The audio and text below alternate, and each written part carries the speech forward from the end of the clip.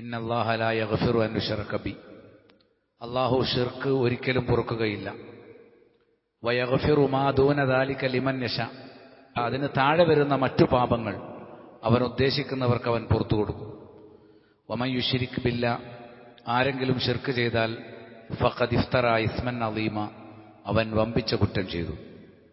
തൗഹീദിന്റെ ആളുകൾ അല്ലെങ്കിൽ സലഫികൾ എന്തുകൊണ്ടാണ് ജനങ്ങൾ ശിർക്കിലേക്ക് പതിക്കുന്നതിനെക്കുറിച്ച് ഇടതടവില്ലാതെ ദഅവത്ത് ചെയ്യുന്നത്?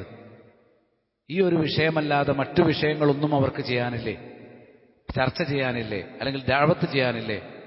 ഈ ലോകത്ത് മുസ്ലിം ഉമ്മത്ത് ഏതെല്ലാം തരത്തിലുള്ള പ്രശ്നങ്ങൾ അഭിമുഖീകരിക്കുന്നുണ്ട് എന്നിങ്ങനെയുള്ള ചോദ്യങ്ങൾ നിരന്തരമായി കേൾക്കേണ്ടി വരുന്നവരാണ് അഹ്ലുസുന്ന വൽ ജമാഅയുടെ യഥാർത്ഥ ആദർശം പ്രചരിപ്പിക്കുന്നവർ. ഇതിന്റെ കാരണമാണ് ഞാനിപ്പോൾ ഓതിയ ആയത്തിലുള്ളത്. ഖുർആൻ രണ്ടിടത്ത് പറഞ്ഞു. അതിൽ സൂറത്തു നിസായിലെ 48-ാമത്തെ ആയത്താണ് ഞാൻ കേൾപ്പിച്ചത്. അള്ളാഹു ശിർക്ക് ഒരിക്കലും മാപ്പാക്കുകയില്ല. ശിർക്കോടുകൂടി ഒരാൾ മരിച്ചാൽ അയാൾ നരകത്തിലാണ്.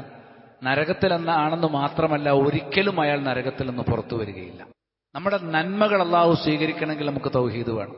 ഒരുപാട് നല്ല കാര്യങ്ങൾ നമ്മൾ ചെയ്താലും അള്ളാഹു അതിനെ തരിമ്പും പരിഗണിക്കുകയില്ല തൗഹീദില്ലെങ്കിൽ. ഫമൻ യഅമൽ മിസ്ഖാല ദറത്തിൻ ഖൈറൻ യറ, ഒരണുത്തൂക്കം നന്മ ചെയ്താൽ അതിന് കൂലി കിട്ടും.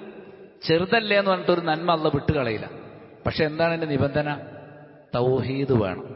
അള്ളാഹുവെ മാത്രം വിളിച്ചു പ്രാർത്ഥിക്കുന്നവരായിരിക്കണം. ഇത് വളരെ പ്രധാനപ്പെട്ടതാണ്.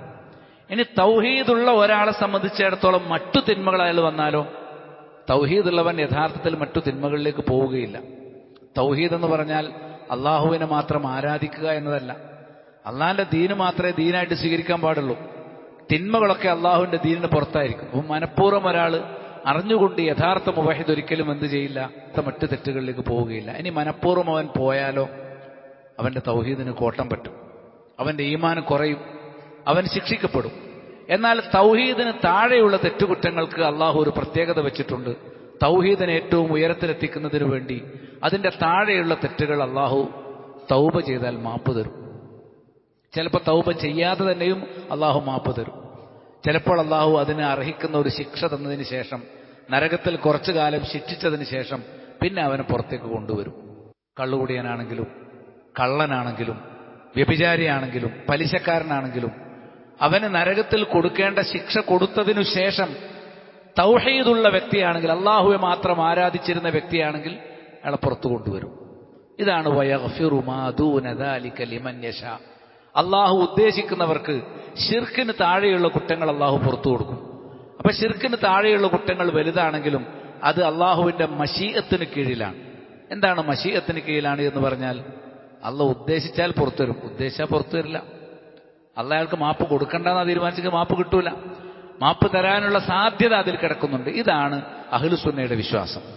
എന്നാൽ ഇതിൽ നിന്ന് വ്യത്യസ്തമായ ഒരു കാരണവശാലും വൻകുറ്റങ്ങൾ അള്ളാഹു പുറത്തു കൊടുക്കുകയില്ല. ശിർക്കിനെ പോലെ തന്നെയാണ് കള്ളുകുടിക്കുന്നതും കള്ളനായിരിക്കുന്നതും എന്ന് വിശ്വസിക്കുന്ന ഒരു വിഭാഗമാണ്.